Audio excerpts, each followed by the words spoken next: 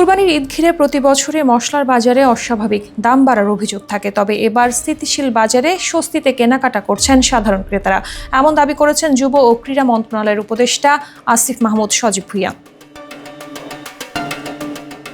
নিজের verified Facebook পেজে একটি পোস্টে তিনি লেখেন, প্রতি বছর কুরবানির 1 থেকে 2 সপ্তাহ আগে কারসাজি করে প্রায় সব ধরনের মশলার দাম কয়েক গুণ বাড়িয়ে দিতেন অসাধু ব্যবসায়ীরা, তবে এবার তা হয়নি। তিনি জানান, গত বছরের তুলনায় এবার অধিকাংশ মশলার দাম কমেছে, যা ক্রেতাদের জন্য বড় স্বস্তির বিষয়।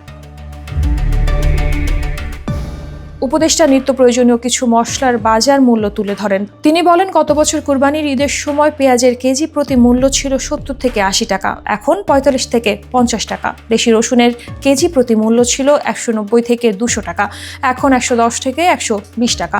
আদার কেজি প্রতি মূল্য ছিল 220 থেকে 260 টাকা, এখন 110 থেকে 120 টাকা। এরকম অধিকাংশ মশলার মূল্য গত বছরের চেয়ে কম। উপদেষ্টার ভাষ্য অনুযায়ী এই দাম নিয়ন্ত্রণে রয়েছে প্রশাসনিক নজরদারি ও বাজার ব্যবস্থার উন্নয়নের ফল। বাজারে স্থিতিশীলতা বজায় থাকলে ঈদকে ঘিরে বাড়তি খরচের চাপ অনেকটাই কমবে বলে আশাবাদী সাধারণ ভোক্তারা।